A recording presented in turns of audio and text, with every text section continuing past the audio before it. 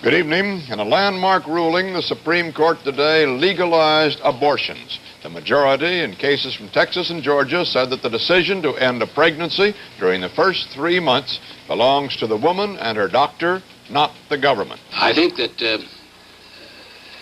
to raise the dignity of woman and give her freedom of choice in this area is an extraordinary event.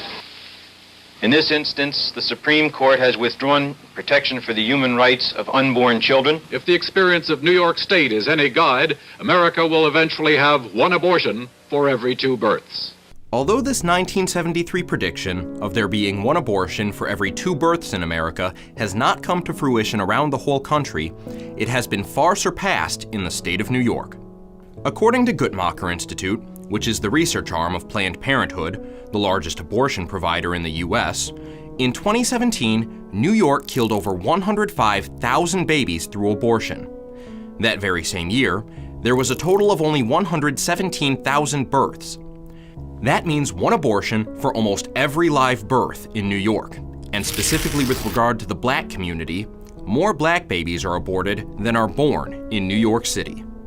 When Roe v. Wade was decided, Cardinal Cook, who was the Archbishop of New York at the time, said in response, quote, "How many millions of children prior to their birth will never live to see the light of day because of the shocking action of the majority of the United States Supreme Court today?" Still using Guttmacher's numbers, there have been almost 63 million surgical abortions in America since 1973, and that's just the number of reported abortions. That's an average of about 1.3 million per year, 3,500 per day, 150 per hour, and 2.5 per minute. Moral theologians make a distinction between vincible ignorance and invincible ignorance.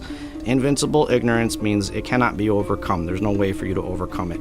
Vincible ignorance, it can be overcome, and it should be overcome because you have an obligation to inform your conscience properly. So when you apply this to abortion, it is an obligation for you to know and to tap into natural law and understand that you don't take human life, especially your own offspring.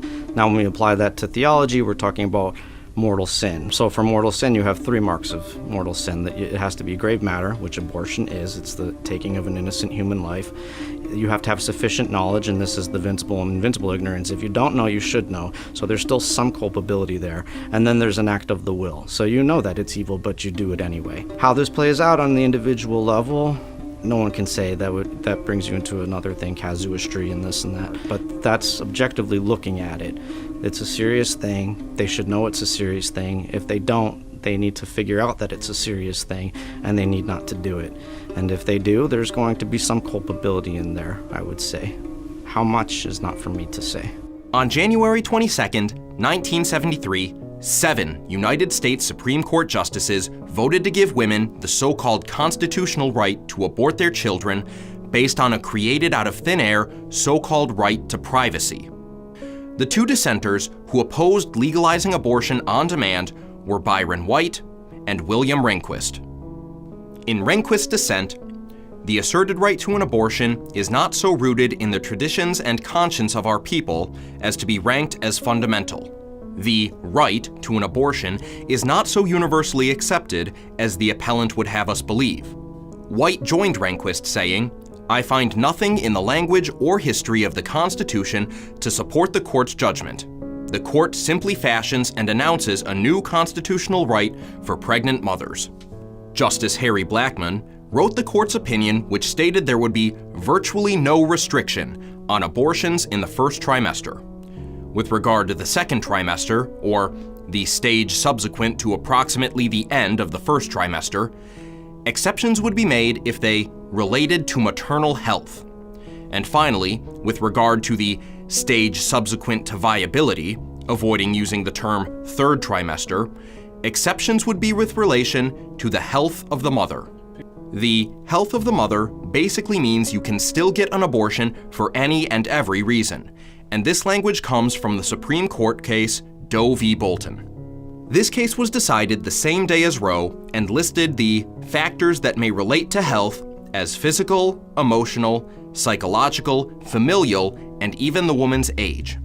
Up until 1967, all the states had laws on the books that banned abortion and punished the act. And that was until 1967, when Colorado became the first state to legalize abortion in certain circumstances. But the lie from the Supreme Court was that these laws on the books were really there to protect women. It wasn't about protecting the baby. This is the subtlety, the leisure domain at play by the Supreme Court, is that they're saying that the laws on the books were there to protect the women from the abortive act because they didn't have access to good medicine. And that's a flat lie. And this is why there was a distinction about the pre-quickened fetus versus the post-quickened fetus, even in the severity of punishment. The laws of the books were obviously there to protect the baby. As a matter of fact, books by even female doctors, they were rare back in the day, but turn of the century female doctors like What a Young Wife Ought to Know by Emma Engel Drake, she talks about the act of abortion being straight murder. And it was. So the Supreme Court is doing revisionist history when it's going back and saying that the laws in English common law, the laws in the early state law was about protecting the women. No, it was about protecting the baby, which is why they distinguish between the post-quickened fetus and the pre-quickened fetus in terms of the severity of the punishment for the murderous act of abortion. Going back to Roe and applying this definition of health to the new law of the land, this meant that women could seek an abortion at any stage if the reason was related to their age or their physical, emotional, psychological, or familial health. Along with forcing the definition of health to mean virtually anything, the opinion also hid the so-called right to slaughter the unborn under the, quote, right to privacy. This terminology comes from the Supreme Court case Griswold v. Connecticut. This case was decided 8 years prior in 1965, and it, like Roe, had 7 justices who voted in favor. Griswold legalized contraception between married couples, and the 2 dissenters were Justices Hugo Black and Potter Stewart. In Black's dissent, he quoted from the Supreme Court of Georgia to clarify the right of privacy, saying it's derived from natural law and thoroughly in accord with natural justice, with the principles of the law of every civilized nation.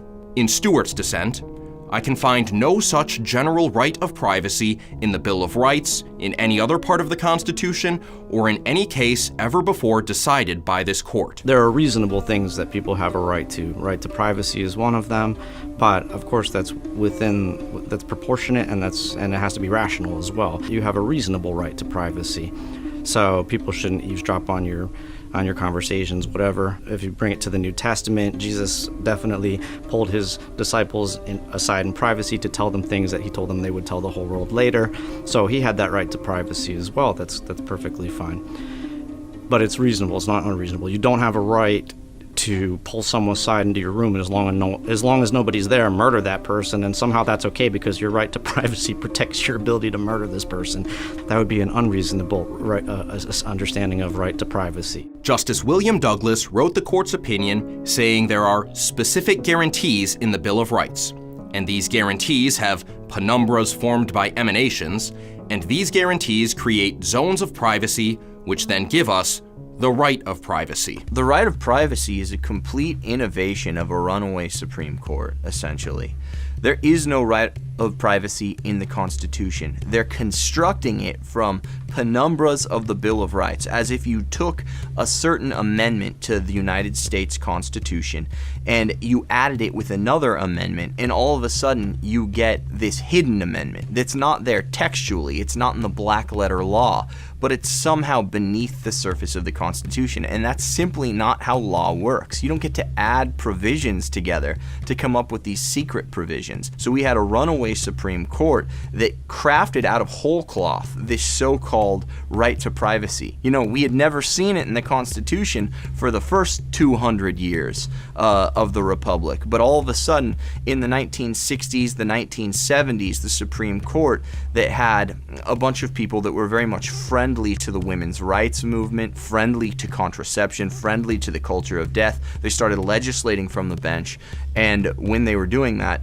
they saw that it would be efficacious, it would be good for their, quote, cause if they had this right to privacy, because they could usher in a whole slew of kind of affirmative rights. Some key figures in getting abortion legalized in the United States were Lawrence or Larry Lader, Bernard Nathanson, Alan Guttmacher, Betty Friedan, Norma McCorvey, Sarah Weddington, and Linda Coffey. Lader was referred to as the father of abortion rights by Betty Friedan. Lader was a Marxist who helped found the National Abortion Rights Action League, or NARAL, which is the biggest abortion so-called rights organization in America. In 1955, he wrote a biography of his mentor, Margaret Sanger, who was an outspoken racist and eugenicist and founded Planned Parenthood. In 1966, Lader also wrote the book Abortion, which was cited 8 times in Roe v. Wade. We will keep treating women for abortion, and we will keep doing experimental. We have a few things in the works, too early to mention, but we will keep experimenting. I will never stop pushing abortion. One of our big fights when NARAL was formed in '69 was, do we use the word abortion, do we find a milk substitute? We use the word abortion, we'll always use the word abortion. Bernard Nathanson was also extremely influential in Roe v. Wade.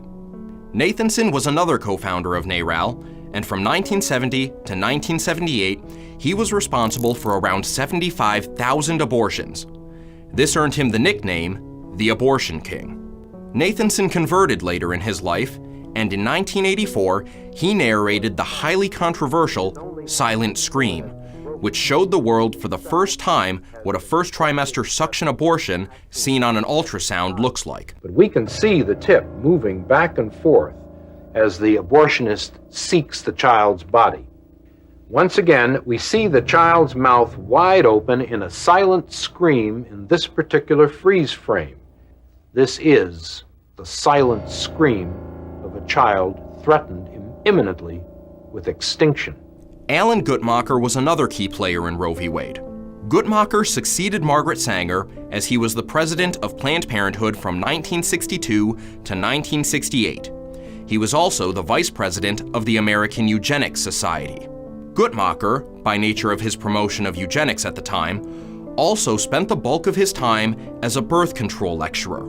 He said, quote, "When you give the kids the keys to your car, be sure to give them contraceptives too." In 1973, the same year as Roe and 1 year before he died, Guttmacher was one of the signers of the Second Humanist Manifesto, which rejects God and also pledges allegiance to the right to birth control, abortion, and divorce.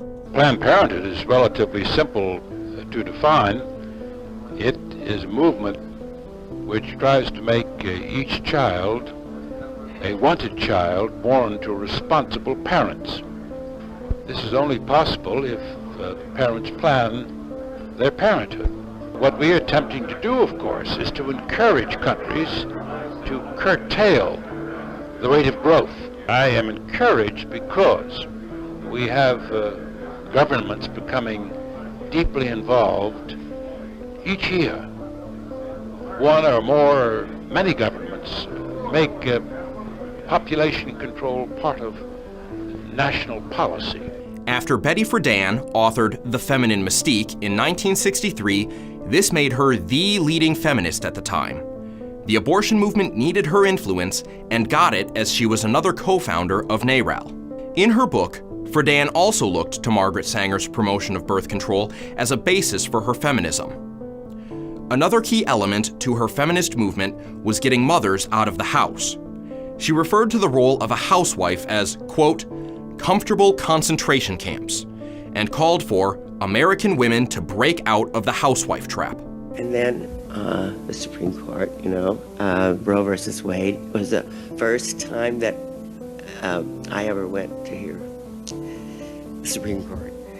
That was an incredible day. Key, as a nurse to say, key is the right, the ability to control your own body and your reproductive process. And if you don't have that freedom, you aren't a full person.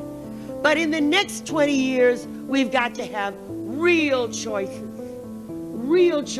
restructuring work and home. Finally, Norma McCorvey, Sarah Weddington, and Linda Coffey. Norma McCorvey was Roe from Roe v. Wade. In 1969, she was a young, vulnerable, drug-addicted single mom from Texas who was pregnant with her third child. She sought an abortion and even lied about being raped to increase her chances of getting an abortion. Because she was in Texas with no money, she was out of luck. Two young lawyers who couldn't find work anywhere else closed in on the vulnerable McCorvey.